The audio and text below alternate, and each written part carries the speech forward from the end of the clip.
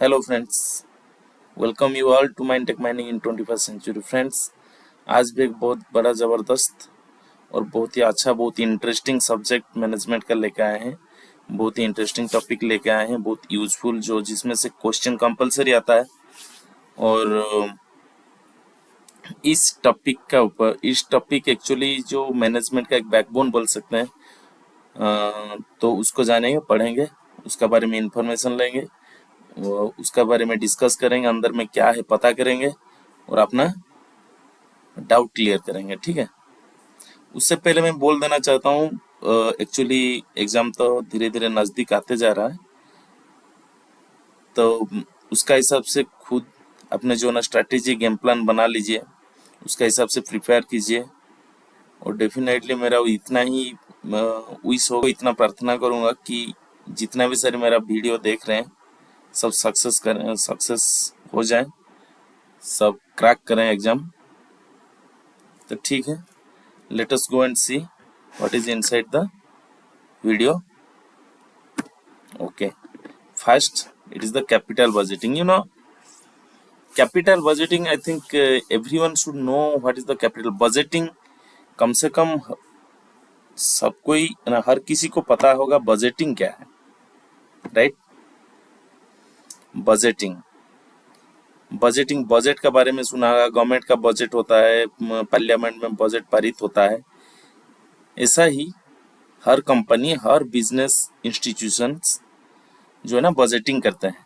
कब करते हैं ना, वो जब कहीं पे इन्वेस्टमेंट करना सोचते हैं, या फिर कहीं एक न्यू एक्सपेंशन करने के लिए सोचते हैं, कहीं न्यू इक्विपमेंट परचेज करने के लिए सोचते हैं, यानी कुछ न्यू बॉन्ड्स रिलीज करते हैं, कुछ एसेट बनाने के लिए जो बजट करते हैं, यानी कि जो प्लान करते हैं ओवरऑल एक्सपेंस का, यानी कि खर्चा करने का जो प्लान करते हैं, उसको बजट बोला जाता है।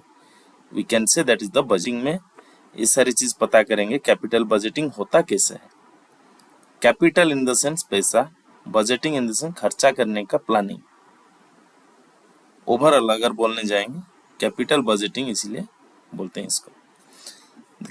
Capital budgeting is the process businesses used to evaluate and decide on long-term investments such as purchasing new equipment, expanding facilities, or launching new projects. The goal is to determine whether an is pursuing based on its expected return and cost. ये एक कहीं पे company का नया करने का जब सोच आता है, उस टाइम जो खर्चा करेगा, उस टाइम जो इन्वेस्टमेंट करेगा, वो सारी इन्वेस्टमेंट का वो जो नया इन्वेस्टमेंट करने जा रहा है कंपनी, उसमें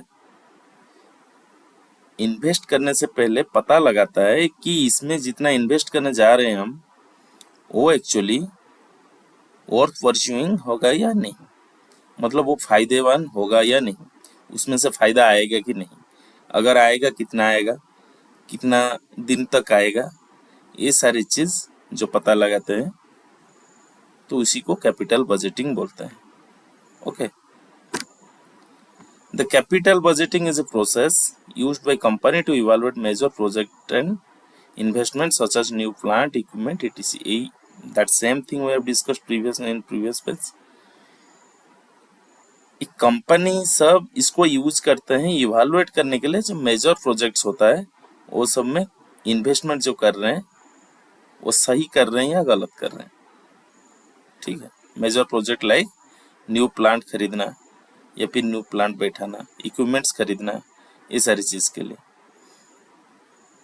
the process involves analysing a project cash inflow and outflow.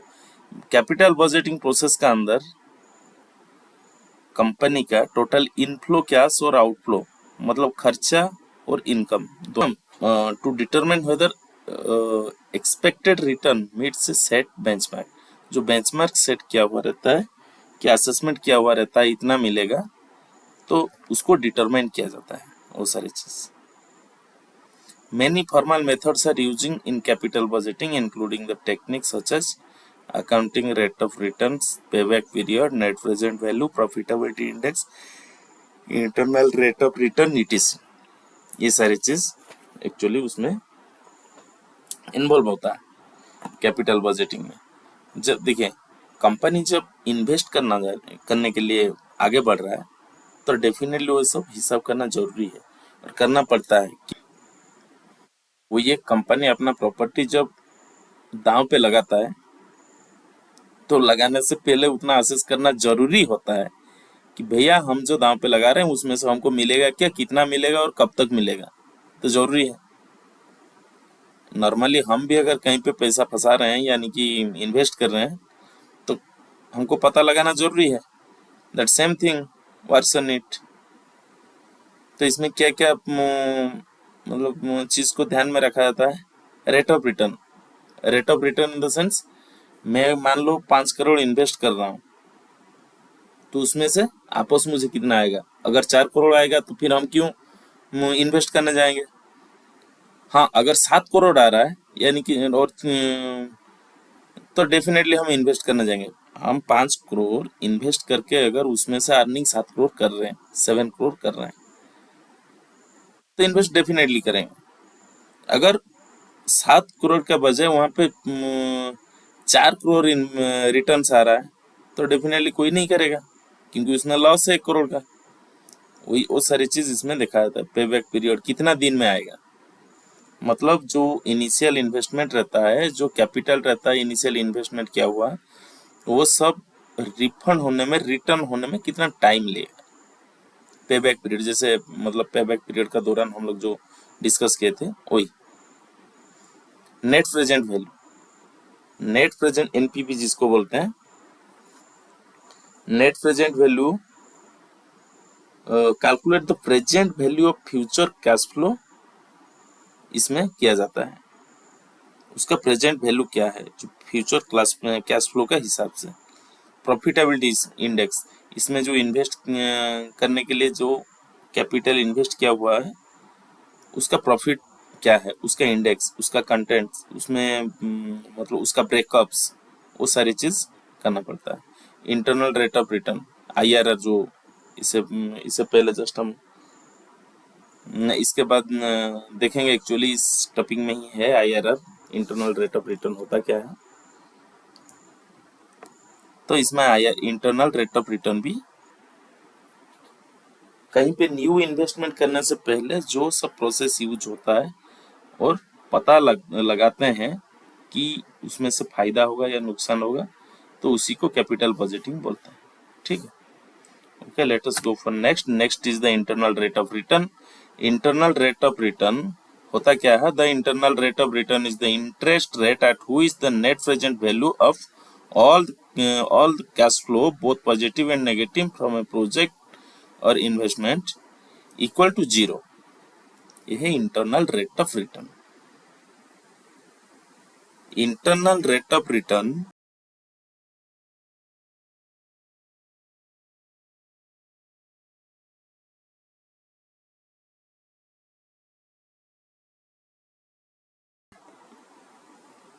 the internal rate of return is the interest rate at which the net present value of all cash flow both positive and negative from a project or investment equal to 0, right। तो the internal rate of return is the interest, एक interest rate है। ठीक है, internal rate of return होता है, ये एक interest rate है जो रिटर्न आता है कुछ जो है ना हम लोग का जो नेट प्रेजेंट वैल्यू होता है उस टाइम का। प्रेजेंट वैल्यू जो इन्वेस्टमेंट का होता है तो उसका कैश फ्लो जो है ना both positive and negative from a project of investment is equal to 0। मतलब पॉजिटिव और negative cash flow equal to 0 होता है, उसको इंटरनल रेट ऑफ रिटर्न बोला जाता है। It's all right. Then internal rate of return it is क्या है ना, ये एक मैट्रिक्स है used in financial analysis. Actually financial analysis करने के लिए internal rate of return use किया जाता है to estimate the profitability of potential investment. जो प्रॉफिटेबिलिटी इंडेक्स का बात कर रहे थे, इस profitability of the potential investment, जो इन्वेस्टमेंट किया हुआ रहता है उसका प्रॉफिट का जो है ना हिसाब जोड़ने के लिए, हिसाब करने के लिए IRR यूज किया जाता है। IRR is a discount rate at which the net present value of all cash flow equal to zero in a discount cash flow analysis। discount cash flow analysis जब करते हैं, इसका net present value जो है ना zero होता है। IRR is the rate of interest that make the sum of all cash flow zero and is useful to compare one investment to other। इसका जरिए हम जो इन्वेस्ट किए हुए रहते हैं उसको दूसरे के साथ हम कंपेयर कर सकते हैं। ठीक है, एक्चुअली किस में रेट ऑफ रिटर्न्स क्या आ रहा है, किस में प्रॉफिट ज़्यादा आ रहा है, किस में प्रॉफिट कम आ रहा है, किस में क्या डिफ़िकल्टीज है, मतलब फाइनेंशियल ग्राफ में उसमें पता चल जाता है। ठीक है, तो ये है overall internal rate of return. So let us go for next is the material management. So material management is the what is the material management? No, it is a scientific technique concerned with planning, organizing, controlling the flow of material from their purchase to user end। भाई material management होता क्या है ना? Material management एक scientific technique है जो material purchase जहाँ पे होता है और जहाँ यूज होता है, मतलब जहाँ पे बनता है और जहाँ कंज्यूम होता है, वहां से लेकर वहां तक उसका जो फासला है उसका पूरा ऑर्गेनाइज्ड वे में डिस्ट्रीब्यूशन सिस्टम और प्लानिंग को मटेरियल मैनेजमेंट बोला जाता है। यहाँ पे हम एब्रिविएट किए हुए हैं material management equal to distribution, planning, control and logistic management. जो सप्लाई चेन का अंदर ये सब जो रहता है, ये टोटल कंट्रोल ऑर्गेनाइज्ड वे में जो होता है उसी को मटेरियल मैनेजमेंट बोलते हैं। ठीक है, total distribution, planning, control and logistic management को ही हम मटेरियल मैनेजमेंट बोल सकते हैं। Material management, the process of planning and controlling, देख रहे हैं, the process of planning and controlling materials flow. Material जो फ्लो होता है प्रोड्यूस होने के बाद एंड यूजर तक पहुंचने के लिए, वो जो फ्लो होता है उसका प्लानिंग और कंट्रोल, उसको सही तरह से प्लानिंग करना और कंट्रोल्ड वे में उसको भेजना। It is a core function of supply chain management. हाँ, अभी जस्ट हम बोल रहे थे सप्लाई चेन मैनेजमेंट का एक कोर फंक्शन है। Involves the planning and execution of supply chain. जो सप्लाई चेन होता है, एक्चुअली सप्लाई चेन कैसे होता है ना, सप्लाई आज पर डिमांड। ठीक है, तो जो डिमांड के हिसाब से जैसे सप्लाई होता है उसको प्रॉपर प्लान करना, और वो प्लान जो करते हैं उसको राइट वे एंड प्रॉपर तरीके से एग्जीक्यूशन करना। ठीक है, to meet the material requirement of a company और organisation, to meet the material requirement, company का जो मटेरियल का रिक्वायरमेंट होता है, कंपनी का जो रॉ मटेरियल का रिक्वायरमेंट होता है और फिनिश प्रोडक्ट का जो होता है डिमांड होता है, वो सबको ऑर्गेनाइज्ड वे में मैनेज करने के लिए जो टेक्निक यूज होता है वो है मटेरियल मैनेजमेंट। सीधी सी बात है।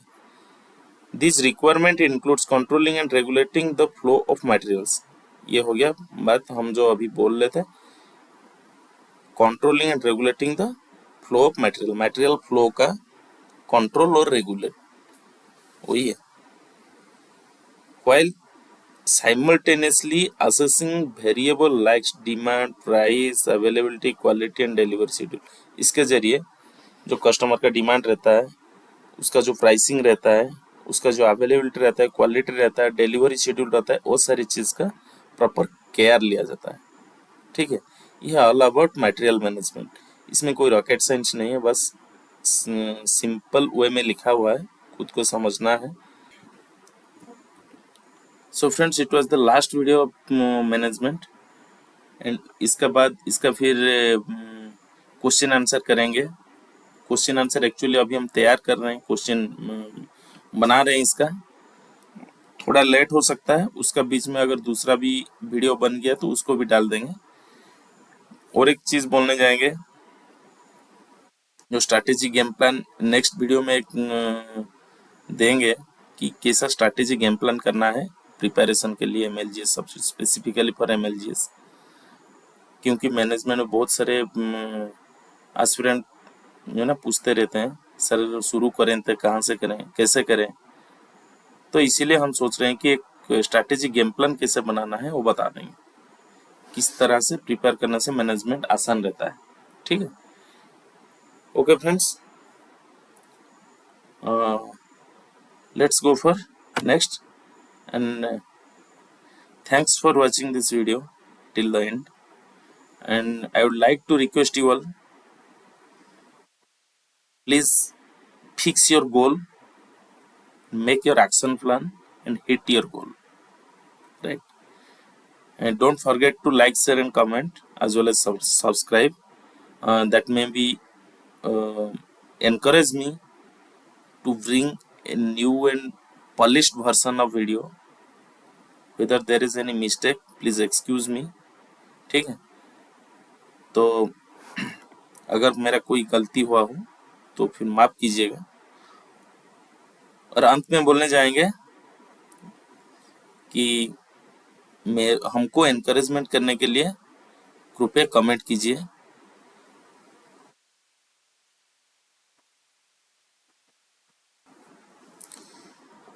Okay friends, thanks for watching. आपका वैल्यूएबल कमेंट दीजिए ताकि मुझे एनकरेजमेंट होगा, हम एनकरेज होंगे और भी अच्छा से वीडियो बना के तैयार करके आप लोगों के पास पहुंचाने के लिए, आप लोगों को सिखाने के लिए, आप लोगों का यूजफुल वीडियो बनाने के लिए। ठीक है, एक्ट रूल रेगुलेशन के बारे में बनाएंगे और क्वेश्चन आंसर करेंगे, स्ट्रैटेजी गेम प्लान सिखाएंगे। ठीक है, बस यही कोशिश रहेगा आप कैसे आपका एमएलजीएस सब्जेक्ट क्रैक करो। Okay friends, then bye bye, see you again in last video, see you again in coming video, and तब तक जय हिंद, जय जगन्नाथ।